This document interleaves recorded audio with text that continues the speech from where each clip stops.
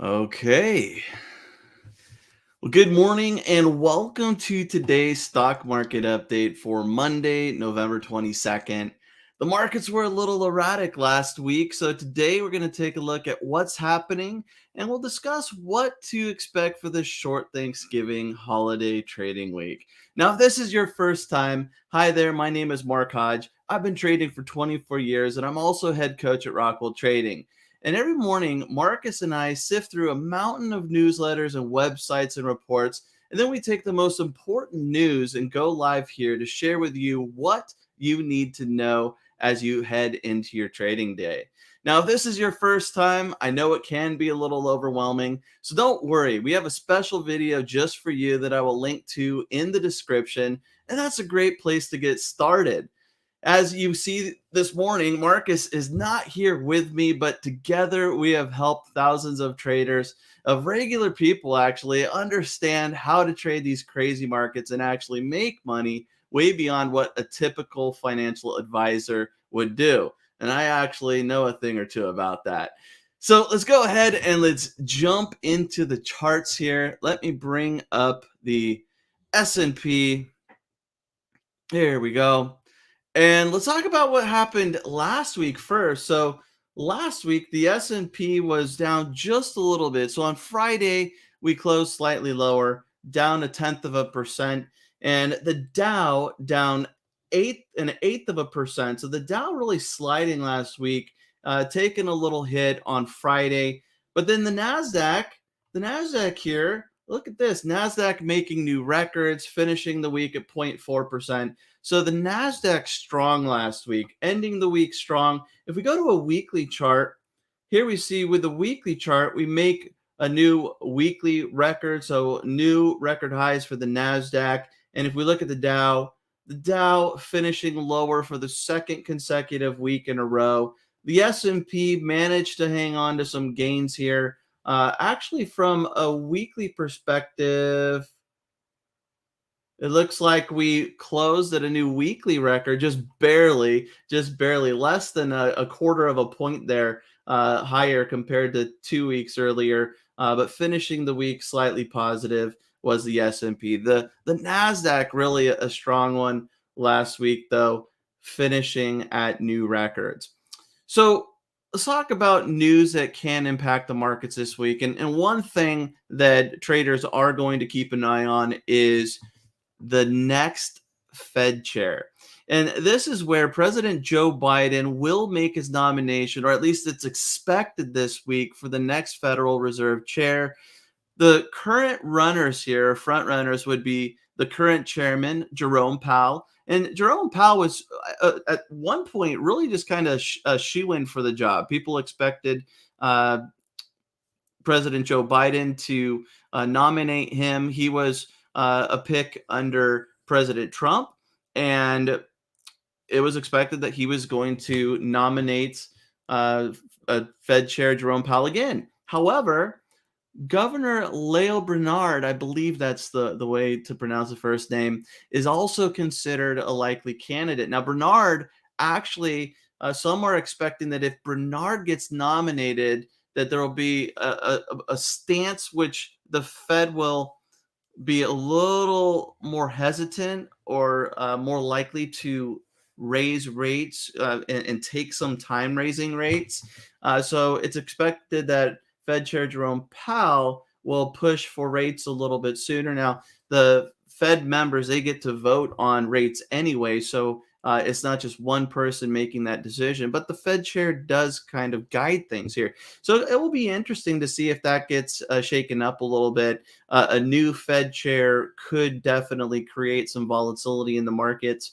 Right now, it's a possibility, but I'd say that it's not expected. And this is why it could create some volatility if that gets switched up. So that's expected this week. And we could also take a look at the economic calendar. Here we see that Monday, November 22nd, nothing major or nothing at all on the economic calendar. Some medium impact reports on Tuesday. On Wednesday, we do see a few major reports here. Preliminary GDP released at 8:30 a.m. Eastern time. We also have core PCE price index at 10 a.m. Eastern. And then we have the FOMC meeting minutes from the previous meeting. And these are the three major reports on Wednesday. So actually, Wednesday is the busiest of the week if we look at the economic calendar. Thursday, markets are closed, and on Friday we actually have a half day. So if I go to the Nasdaq calendar here, we do see that on Thanksgiving Day the exchange is closed, and on November 26th the exchange has a short close. And this is typical for US exchanges, where US exchanges will close at 1 p.m. Eastern time. Now I'm going to talk more about what to expect and what's happened for most Thanksgiving weeks in today's Coffee with Marcus later on today. But just as a takeaway, remember that markets are closed on Thursday for the Thanksgiving Day holiday in the US, and we have an early close on Friday. Now, let's look at a few notable movers from last week, and I want to start with Apple first.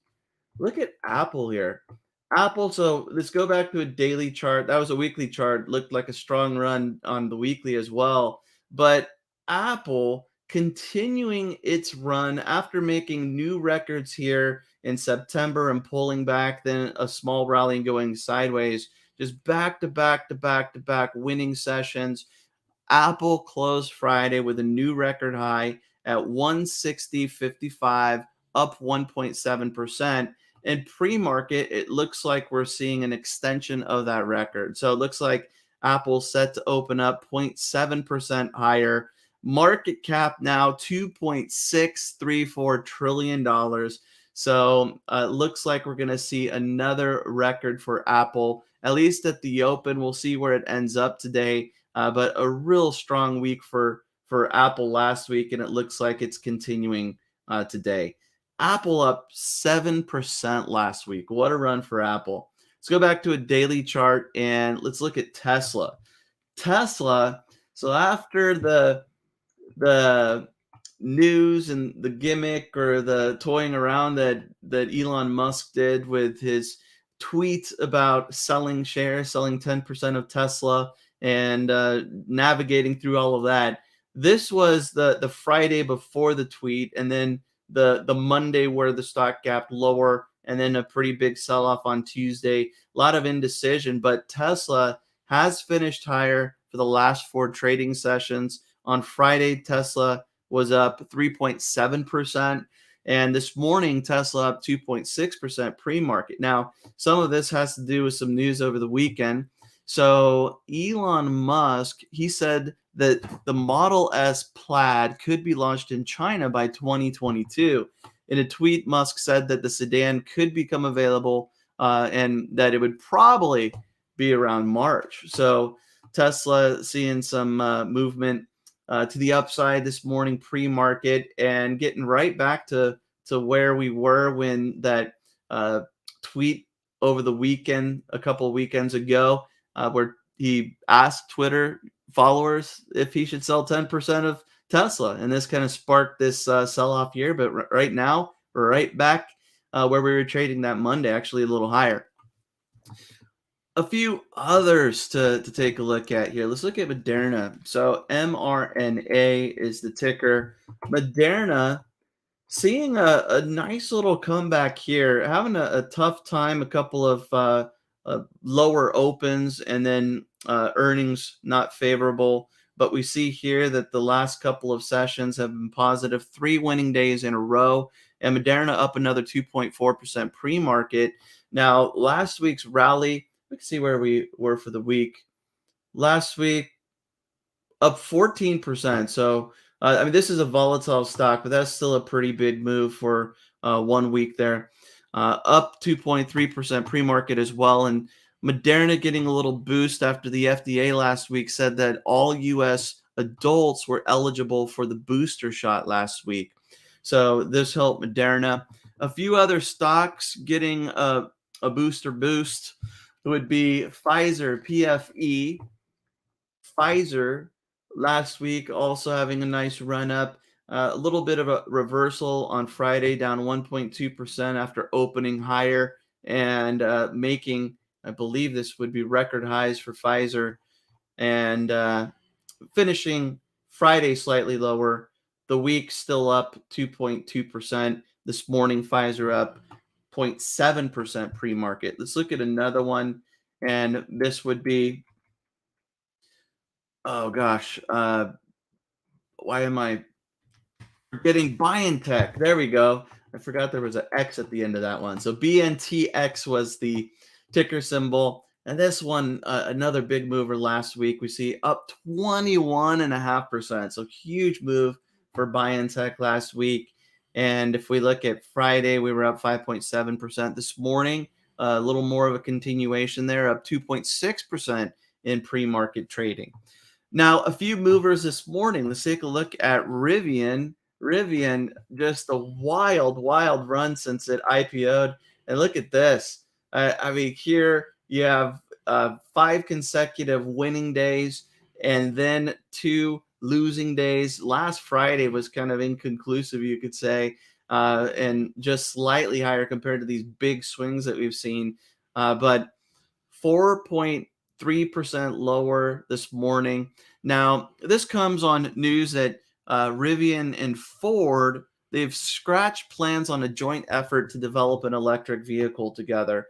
So a little bit down. I mean, this one has had these huge swings anyway. Where was it last week?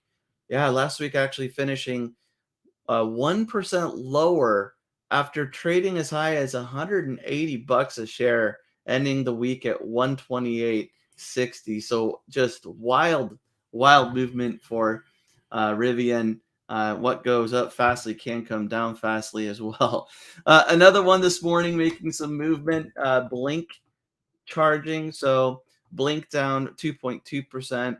And Blink was actually downgraded by analyst Cohen from outperform to market perform, saying the company's valuation is a stretch after a euphoric run. And this is a pretty, well, you could classify it as a pretty significant run here, or a euphoric one. Real quick rally here, earnings win, and then trading at 43.08, down a little bit pre-market, down a little over, down just over 2%. Let's look at Wynn. So Wynn Resorts, Wynn up 2% pre-market. So seeing a little bit of a rally pre-market. Let's also look at Melco, MLCO, Melco Resorts, up 3%. We could also take a look at LVS, Las Vegas Sands, although no longer in Las Vegas, up 2% pre-market. This comes on news from the South China Morning Post that said the border between Hong Kong and mainland China could reopen soon, which would likely increase the number of visitors to Macau casinos. So the casinos over in that region getting a little bit of a boost, not a huge boost, but a little bit of a boost pre-market as we approach the open. Let's take a look at Bitcoin. Bitcoin just having a rough time last week, and it looks like we have new ranges to consider here. So Bitcoin last week down over 10%.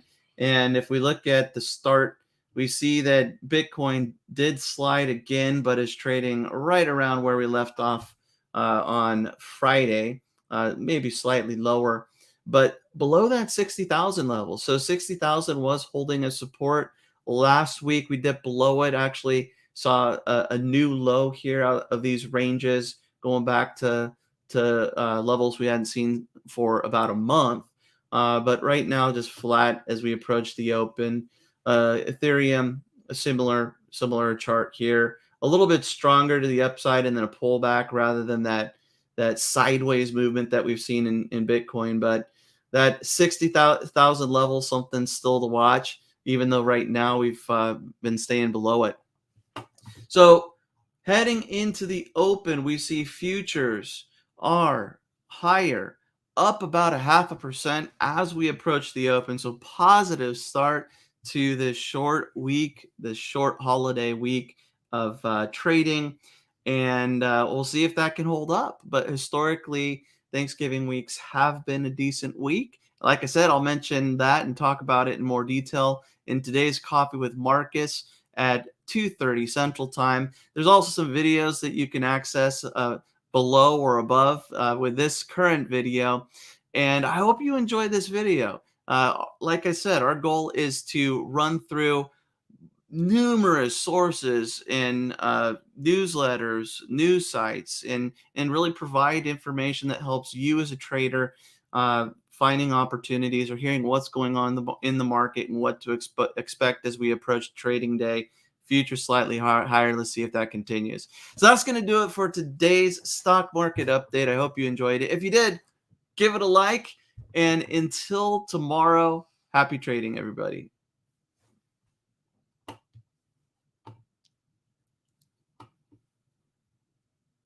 Sometimes you got to find your mouse when you're looking at multiple monitors. There we go.